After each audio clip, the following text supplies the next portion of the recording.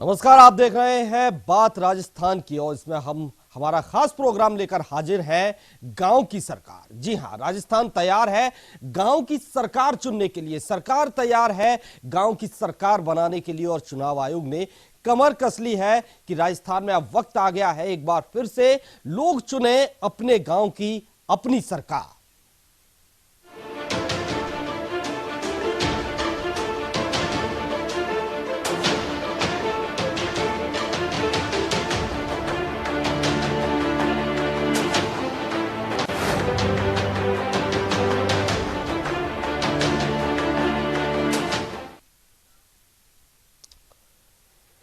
राजस्थान में पंचायती राज चुनाव के तहत पहले चरण के मतदान के लिए प्रचार प्रसार का दौर थम चुका है।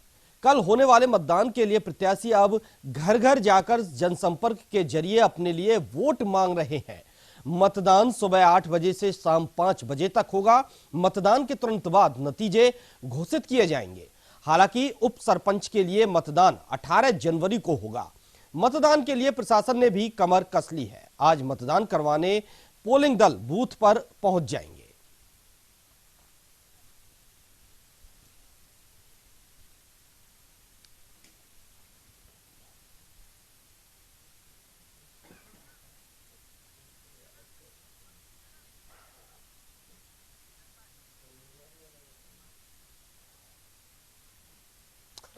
हालांकि पंचायती राज संस्थाओं के पुनर्गठन को लेकर पहले हाई कोर्ट का फैसला और फिर सुप्रीम कोर्ट के स्टे ने कई सरपंच उम्मीदवारों की उम्मीदों पर ब्रेक लगा दिए हैं। झुंझुनू की 99 ग्राम पंचायतों के चुनाव पहले चरण में थे।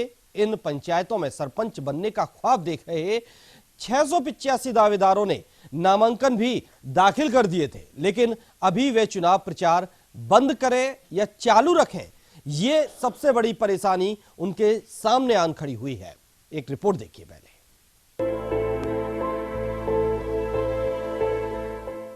पंचायती राज संस्थाओं के पुनर्गठन को लेकर कोर्ट में चल रहे मामले में सर्वाधिक प्रभावित यदि कोई है तो वो है झुंझुनू जिला। जी हां, झुंझुनू और नागौर जिले में उपचुनाव को लेकर यहां पर पुनर्गठन का काम देरी से हुआ और यहां पर सरकार ने 3 नई पंचायत समितियां बनाई, परंतु यहां पर पहले चरण के नामांकन तो दाखिल करवा लिए गए। इसके बाद जब प्रत्याशियों की घोषणा करनी थी उस पर रोक लगा दी गयी। साथ ही जो पंच निर्विरोध चुने जाने थे उन पर भी रोक लगा दी गई। अब चुनाव कार्य में लगे अधिकारियों का कहना है कि जब तक सुप्रीम कोर्ट का फैसला नहीं आता तब तक कोई भी काम आगे नहीं बढ़ाया जाए। ऐसा आदेश निर्वाचन आयोग ने दिया है, लेकिन अब अगली तारीख ही फरवरी के अंत में है, तो चुनाव अप्रैल या फिर मई के साथ साथ जून तक होने की चर्चाएं शुरू हो गयी है। चुनाव कार्यालय यदि किसी व्यक्ति के द्वारा खोले गए और वो बाद में यदि कंटेस्टेड कैंडिडेट रहता है तो उसके खर्चे में समस्त खर्चे जोड़े जाएंगे। सरपंच पद के लिए 50,000 रुपए खर्च लिमिट है। एक और चुनाव को लेकर अनिश्चितता बनी हुई है। वहीं आचार संहिता के साथ साथ पहले चरण के नामांकन तक दाखिल हो गए हैं। बावजूद इसके निर्वाचन आयोग द्वारा स्थिति स्पष्ट नहीं होने से सरपंच पद के उम्मीदवारों के खर्चे बदस्तूर जारी हैं। नियमों की बात करें तो नामांकन दाखिल करने के बाद से सरपंच उम्मीदवार चुनावों में अधिकतम 50,000 रुपए ही खर्च कर सकेंगे, लेकिन सरपंच उम्मीदवारों के सामने समस्या ये है कि वे यदि अपने चुनावी खर्चे बंद करते हैं तो वोटरों के सामने उनकी इमेज मैदान छोड़ने जैसी हो जाएगी, जो वो कतई चाहते नहीं है। वही निर्वाचन आयोग इस मामले में कोई स्पष्ट स्थिति नहीं कर रहा। 7 जनवरी को पंचायत समिति झुंझुनू में ग्राम पंचायत के सरपंच एवं वार्ड पंचों के चुनाव के लिए श्रीमान जिला निर्वाचन अधिकारी जिला कलेक्टर झुंझुनू के द्वारा चुनाव के लिए अधिसूचना जारी की गई थी। उक्त अधिसूचना की पालना में दिनांक 8 तारीख को और 9 तारीख को नॉमिनेशन का कार्य संपादित किया गया। 9 तारीख को समस्त पोलिंग पार्टी के द्वारा जो भी कैंडिडेट कंटेस्टेड विड्रॉ के बाद शेष रहे उनकी सूची हमारे यहाँ पेश कर दी गई, क्योंकि 9 तारीख को ही राज्य निर्वाचन आयोग के द्वारा समस्त पंचायत समितियों के संबंध में एक रिवाइज प्रोग्राम जारी कर दिया गया। उस रिवाइज प्रोग्राम में जो भी पंचायत समिति में ग्राम पंचायतें पुनर्गठित की गई हैं 1/12 के बाद, उनके चुनाव उन्होंने स्थगित कर दिए गए आगामी आदेश तक, क्योंकि माननीय सुप्रीम कोर्ट के द्वारा उक्त प्रकरण में स्थगन आदेश जारी किया जा चुका है। राज्य निर्वाचन आयोग के ये निर्देश है कि अग्रिम कार्रवाई माननीय उच्चतम न्यायालय के निर्णय के उपरांत ही कुछ की जाएगी। उधर सरपंच उम्मीदवार और उनके समर्थकों ने भी चुनावों को लेकर बनी असमंजस की स्थिति पर चिंता जाहिर की है। उम्मीदवारों के सामने दुविधा पैदा हो गई है। मई जून में चुनावों की चर्चा आ रही है। एक ओर तो उन्होंने अपनी नामांकन दाखिल कर प्रचार शुरू कर दिया है और कार्यालय में चाय पानी की व्यवस्था शुरू कर दी है, लेकिन यदि मई जून तक चुनाव होंगे तो ये व्यवस्था और वोटरों का टिक पाना उन्हें मुश्किल लग रहा है।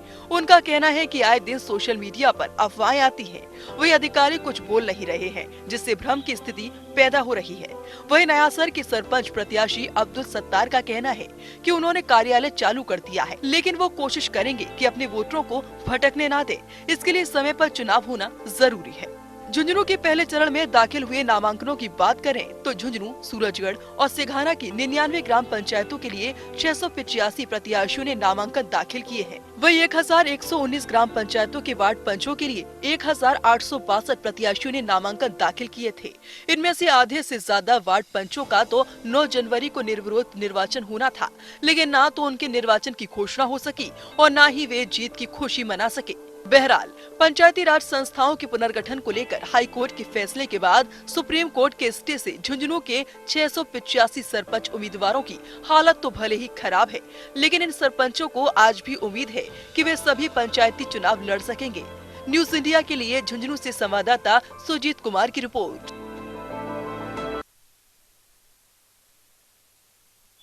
तो एक बार फिर गांव की सरकार चुनने के लिए लोग तैयार हैं, तैयारियां हो चुकी हैं। पहले चरण का कल मतदान होना है। अब इन सब को लेकर तैयारियां चुनाव आयोग ने कर ली हैं। तो वहीं अब इस पर ज्यादा जानकारी के लिए उदयपुर से हमारे संवाददाता अभिषेक जोशी हमारे साथ जुड़ गए हैं। अभिषेक, उदयपुर में क्या कुछ स्थिति बनी हुई है, कैसी तैयारियां हैं? गांव की सरकार चुनने के लिए लोगों में कितना उत्साह है वहां?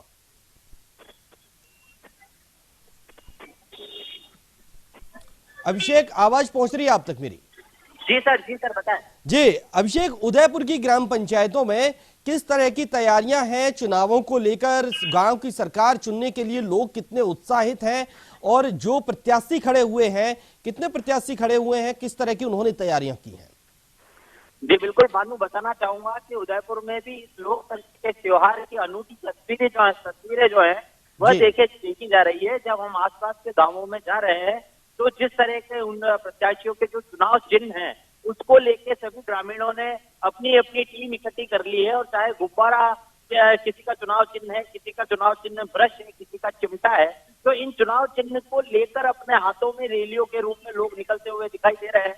और काफी उत्साह जो है इस बार पंचायत के चुनाव में पंचों की बात करें और अगर सरपंचों की बात करें तो तमाम प्रत्याशियों ने अपनी पूरी ताकत लगा दी है कि किसी भी तरह से इस बार के जो चुनाव हैं उसमें उनको जीत हासिल करनी है। जी, सरकार की तरफ से किस तरह के प्रयास किए जा रहे हैं? क्योंकि राजस्थान में कांग्रेस सरकार है, उनके प्रत्याशी जो हैं वो कितने उत्साहित हैं और बीजेपी के प्रत्याशी जो हैं अलग, उनमें कितना दोनों के बीच टकराव देखा जा रहा है?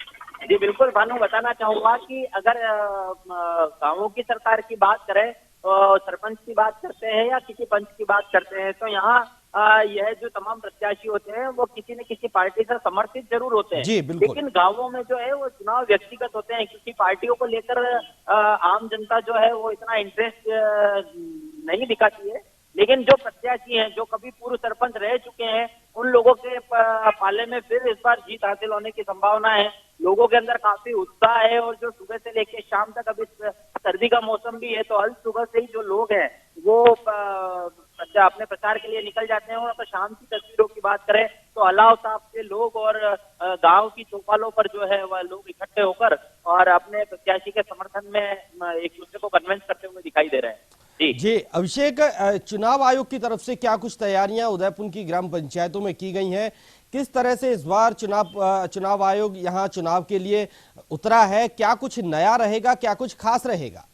जी भानु, अगर उदयपुर में चुनाव आयोग की बात करें तो यह कहते हुए काफी अफसोस हो रहा है कि जिस तरह से पिछली बार चुनाव आयोग ने वोटिंग परसेंटेज बढ़ाने के लिए कई तरह के प्रयास किए थे, इस बार किसी भी तरह का कोई भी प्रचार चुनाव आयोग की तरफ से नहीं किया गया है और ना ही अभी तक पत्रकारों को भी जो वहां के पास हैं वो अवेलेबल कराए गए हैं, न उपलब्ध कराए गए हैं, न तो अभी तक ये कहा गया है कि आप लोगों को आकर और चुनाव जहाँ मतदान होना है वहाँ के लिए प्रवेश के जो कार्ड पत्रकारों के बनते हैं उसके लिए भी अभी तक कोई गाइडलाइन निर्वाचन आयोग की तरफ से आई नहीं है। लेकिन अगर बात करें उदयपुर शहर में प्रचार की या वोटिंग परसेंटेज बढ़ाने की, तो किसी भी तरह का कोई भी प्रयास इस बार दिखाई नहीं दे रहा है। जी जी अभिषेक, कहीं से किसी ग्राम पंचायत से किसी तरह की कोई नाराजगी की खबर, क्योंकि जो चुनाव ये होते हैं ये स्थानीय मुद्दों पर होते हैं, गांव के मुद्दों पर आधारित होते हैं, सड़क पानी वगैरह इन सब पर निर्भर होते हैं, तो कहीं से ऐसी कोई नाराजगी की खबर सामने है कि जहां लोग नाराज हैं अपने प्रत्याशियों से या चुनाव का वोट न देने की बात कर रहे हों?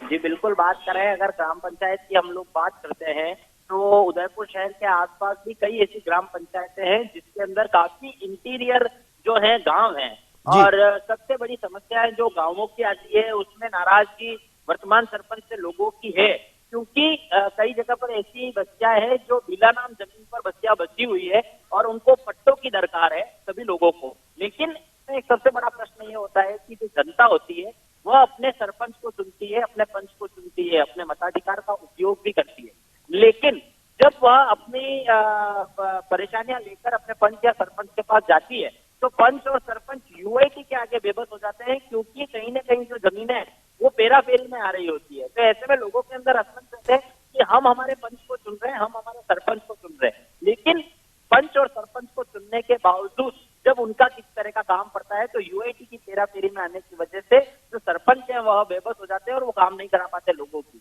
तो इसकी नाराजगी जो है वो लोगों के अंदर देखी जा रही है। बिल्कुल अभिषेक, आप बने रहिए, हमारे साथ कुलदीप जुड़ गए हैं हनुमानगढ़ से, हमारे संवाददाता।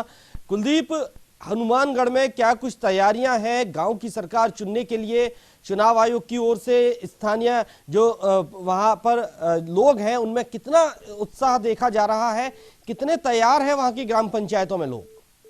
जी भानु, सबसे पहले मैं आपको बताना चाहूंगा, अभी जैसे आपका सवाल था अभी कितना उत्साह है लोगों के बीच में। उत्साह बिल्कुल है, तो 5 सालों के बाद अगर गांव की सरकार की बात करें तो गांव में जो है सबसे ज्यादा उत्साह रहता है, क्योंकि गांव की सरकार एकमात्र ऐसी सरकार होती है जहां पे लोग अपने हिसाब से अपने मन मुताबिक अपने चाहते व्यक्ति को जिताने का प्रयास करते हैं और उसका उत्साह जो है साफ तौर पर भानु देखा जा सकता है। सबसे बड़ी अब की बार जो जिस प्रकार से हालात रहे हैं हमारे हनुमानगढ़ में, कुछ संगरिया की 26 पंचायत ऐसी है जिनमें कई बार चुनाव स्थगित किए गए, कई बार वापस किए गए, तो कहीं ना कहीं यहाँ पे भी कुछ खिचड़ी बनी है। उसके अलावा जिस प्रकार की उत्साह है वो लोगों में है। उसके अलावा अगर हम बात करें प्रशासनिक तैयारियों की, जैसा कि आपका सवाल था, तो मैं आपको बता दूं पहले चरण का चुनाव कल होने जा रहा है। इसको लेकर आज आखिरी जो प्रशिक्षण था, आज जो है जब हमने इस संबंध में जिला निर्वाचन अधिकारी और जिला एसपी से बात की तो उन्होंने कहा भी आज हमने जो है पोलिंग जो पार्टियां हैं उनको रवाना करना शुरू कर दिया है। जो पोलिंग पार्टी जो है अपने वहां क्षेत्र पर जाकर, हनुमानगढ़ में आपको बता दूं भानु, नौहर और भादरा 2 तहसीलों में चुनाव होने हैं और उसमें से हम आपको बता दूं जब हमारी जानकारी ली गई तो उन्होंने बताया 2140 कार्मिक मिलकर इस चुनाव को करवाने वाले प्रशासनिक तौर पर जी। और इसके अंदर भी सर अति संवेदनशील और संवेदनशील कुछ पोलिंग बूथ बनाए गए जिसपे ज्यादा सुरक्षा तैनात रहेगी, जिसपे कार्मिक जो है वो ज्यादा रहेंगे। और इसके अलावा हम आपको बता दें नौहर भादरा के 410 मतदान केंद्रों पर पंच और सरपंच के चुनाव होने जा रहे हैं। जी भानु जी। कुलदीप, प्रशासनिक स्तर पर तो चलिए ये तैयारियां हो गई, लेकिन इस बार चुनावों में जो है ईवीएम का इस्तेमाल हो रहा है। गांव के लोग हैं, क्या उनको प्रशिक्षण के लिए पहले से कोई तैयारी की गई थी चुनाव ईवीएम के बारे में प्रशिक्षण देने के लिए, या वहां जो अधिकारी तैनात होंगे उनको पहले से कोई प्रशिक्षण दिया गया? क्योंकि ईवीएम से जो चुनाव हो रहे हैं बहुत से लोग नहीं जानते ईवीएम का प्रयोग।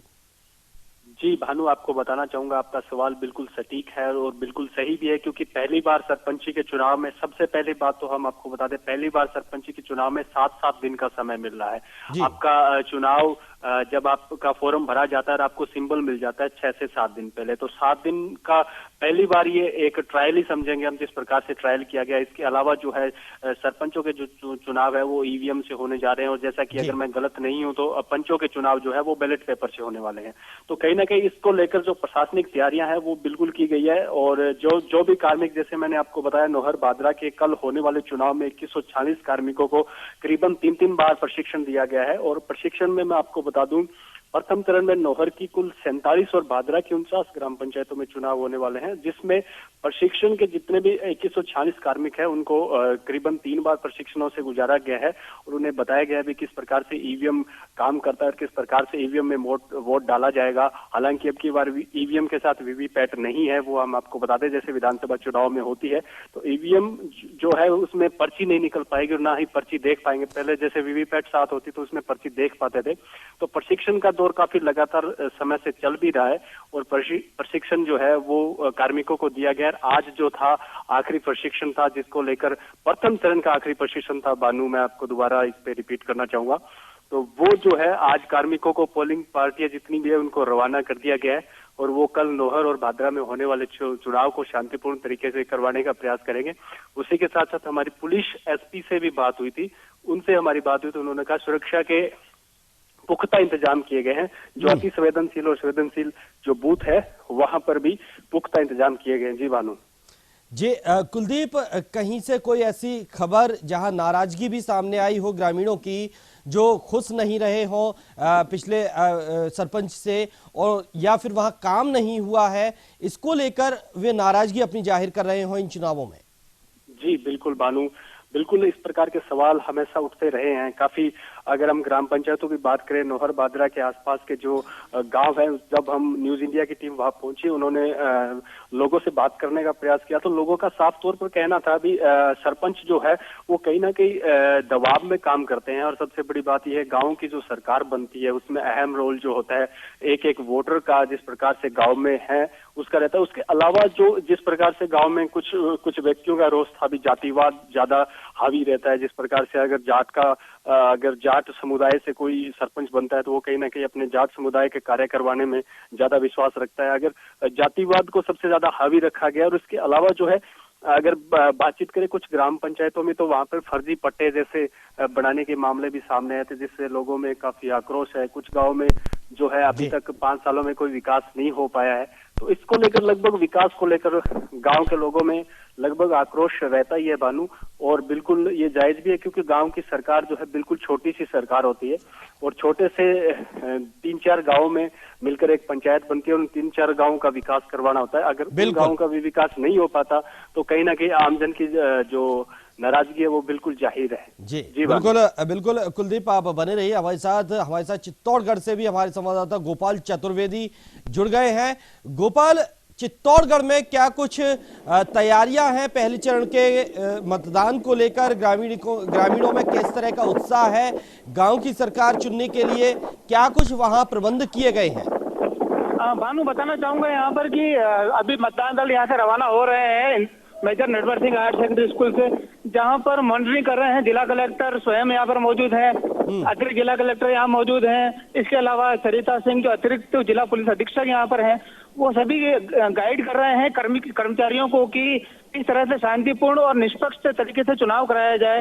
तो ये गांव की सरकार के लिए मतदान हो रहा है, तो छोटे छोटे मामलों में भी यहाँ पर उलझन खड़ी हो जाती है आपस में।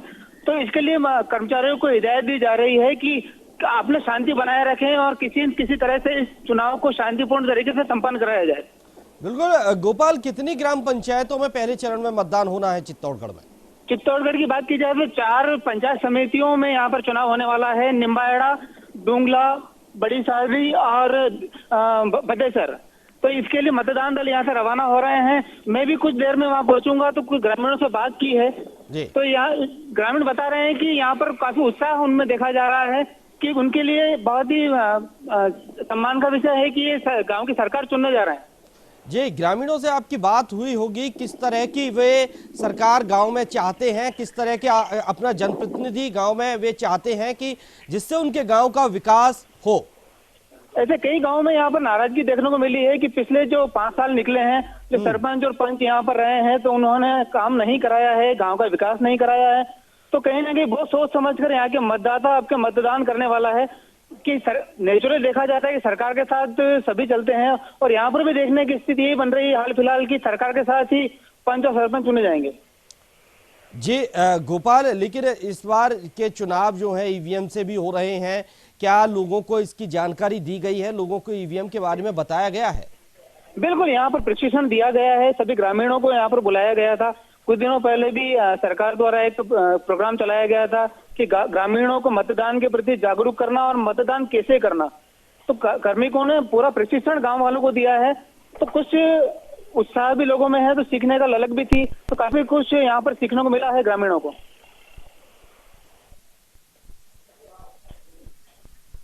जी बिल्कुल, उदयपुर से हमारे साथ अभिषेक जोशी भी जुड़े हुए हैं, हमारे संवाददाता।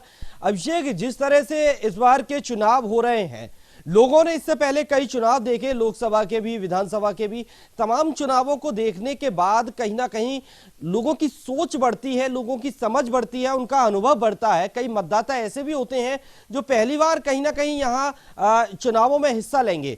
तो ऐसे लोग जो कई चुनाव देख चुके हैं, अब उनका अनुभव, आपकी बात हुई होगी ग्रामीणों से, क्या कहता है, किस तरह की वो अपने गांव में अब सरकार चाहते हैं ताकि सिर्फ गांव का विकास हो, न कि राजनीति हो? शायद संपर्क टूट गया है, अभिषेक से कोशिश की जा रही है। जी कुलदीप, आपका क्या कहना है इस बारे में? जी भानु, आपको बताना चाहूंगा जिस प्रकार के चुनाव रहे हैं, अगर बुजुर्गों की बात करें जिस प्रकार के जिन्होंने एक नहीं अनेकों चुनाव देखे हैं, अगर उनसे बात की जाए तो उन्होंने कहा भी ये अनुभव अब की बार हमें पहली बार नसीब हो रहा है, क्योंकि आपको पहले भी मैं जिक्र कर चुका हूँ, जहाँ चुनाव पहले सिर्फ पहले दिन ही सबको सिंबल मिलता था, अचानक जो है अगले दिन ही चुनाव हो जाता था और ये काफी कम समय मिलता था। लेकिन अब की बार जिस प्रकार से 6 से 7 दिन का समय मिला है, उसको लेकर बुजुर्ग कह रहे हैं अभी ये बहुत अच्छी पहल है और बिल्कुल होना भी चाहिए, क्योंकि 6-7 दिन में सरपंच के दौर में काफी ग्राम पंचायत में काफी ऐसे गांव आ जाते हैं जो थोड़े दूर दराज रहते हैं, तो उनमें कहीं ना कहीं जनसंपर्क करने का एक बड़ा प्रयास मिल जाता है और एक समय मिल जाता है। और उसके अलावा जो है लोगों में जो है इसको लेकर काफी उत्साह है और पुराने लोग बताते हैं भी पहले वाले सरपंची के दौर में और अब की बार सरपंची के दौर में काफी फर्क है। पहले जहाँ वादे और कम हुआ करते थे, जहाँ सिर्फ और सिर्फ विकास की ही बात हुआ करती थी और जो विकास की बात कही जा सकती थी और जो विकास होना संभव था उसी का बात कही जाती थी। लेकिन अब की बार जो जिस प्रकार से चुनाव हो रहे हैं वो कहीं ना कहीं हवाई और ज्यादा वादों पे हो रहे हैं, जो वादे कहीं ना कहीं पूरे नहीं हो सकते। तो इसको लेकर भी काफी लोग जो है सामने आकर कह भी रहे हैं। जी भानु जी, कुलदीप, सरकार की तरफ से क्या कुछ प्रोत्साहन किया गया गांव में जाकर? कहीं ना कहीं कोई हर जो प्रतिनिधि होता है, जो प्रत्याशी होता है, किसी ना किसी पार्टी से जुड़ा कहीं ना कहीं होता है, भले ही ये थोड़े पृथक चुनाव होते हैं, लेकिन इनके पीछे किसी ना किसी बड़े नेता का हाथ जरूर होता है। तो इन सब को लेकर राजस्थान की जो सरकार है और जो विपक्ष है, उनका क्या कुछ रोल है? जी बिल्कुल भानु, आपका बहुत अच्छा सवाल है। ये हर कोई सवाल उठाता नहीं है, ना ही उठ पाता है, क्योंकि बिल्कुल अगर गांव की सरकार की अगर बात करें तो भानु बिल्कुल ऐसा साफ तौर पर देखा जा सकता है। अभी पहले ऐसा नहीं हुआ करता था, लेकिन अब जो है बिल्कुल कांग्रेस और बीजेपी और बनाम जो दूसरी पार्टियां भी हावी हो चुकी है। आपको बता दें, चुनाव से पहले बीजेपी ने प्रेस कॉन्फ्रेंस की थी, उसके अलावा आरएलपी जो हनुमान बेनीवाल की पार्टी है, उसको लेकर भी उन्होंने भी एक प्रेस कॉन्फ्रेंस हनुमानगढ़ में आयोजन की थी। वो भी ग्राम पंचायतों में कहीं ना कहीं लगे हुए हैं। और अगर सोशल मीडिया की तरफ नजर डालें तो जो सरपंच प्रत्याशी हैं या जो सरपंच प्रत्याशी के जितने भी उनके जो समर्थक है, उन्होंने कहीं ना कहीं आरएलपी के निशान और आरएलपी आगे लिख रखा है, कईयों ने बीजेपी कांग्रेस लिख रखा है। तो इससे साफ तौर पर जाहिर होता है भी कहीं ना कहीं सरकारें चाहती हैं भी गांव की सरकारों में भी उनका योगदान हो। अगर बीजेपी और कांग्रेस के ज्यादा सरपंच निकल के आते हैं, जिस पार्टी के ज्यादा सरपंच निकल के आते हैं, और ये सबसे बड़ी बात ये बता दूं, अगर हनुमानगढ़ की मैं कुछ ग्राम पंचायतों के नाम नहीं लेना चाहूंगा क्योंकि वो विवादित हो सकती है, लेकिन अगर उन ग्राम पंचायतों की बात करें तो कहीं ना कहीं उनके जिन ग्राम पंचायतों में कांग्रेस से समर्थित सरपंच थे, उन गांवों में विकास कम हुआ था बीजेपी के शासनकाल में। और अभी जिन गांव में बीजेपी के समर्थित जो जितने भी सरपंच थे, उनका जैसे ही कांग्रेस की सरकार बनी उन्होंने उन गांवों का विकास रोक दिया। तो साफ तौर पर बिल्कुल भानु आपका सवाल बिल्कुल सटीक बैठता है कि कहीं ना कहीं गांव की सरकार में भी अब धीरे धीरे पार्टियों ने इन्वॉल्व बिल्कुल करना शुरू कर दिया कुलदीप, है। कहीं ना कहीं सरकार की और जो बड़ी पार्टियां हैं उनकी भी विचारधारा इन चुनावों में कहीं ना कहीं हावी है, कहीं ना कहीं देखी जा रही है। बिल्कुल बिल्कुल भानु। कुलदीप, बहुत बहुत शुक्रिया आपका हमारे साथ जुड़ने के लिए, और अभिषेक आपका भी बहुत बहुत शुक्रिया, गोपाल आपका भी बहुत बहुत शुक्रिया तमाम जानकारी देने के लिए। तो बता दें कि गांव की सरकार चुनने का वक्त आ गया है, फिर से लोगों में उत्साह है। अब लोग समझदार हैं और सोच समझकर अपने गांव के विकास के लिए वो सरकार चुनने के लिए तैयार है। फिलहाल हमारी इस पेशकश में इतना ही, दीजिए इजाजत, नमस्कार।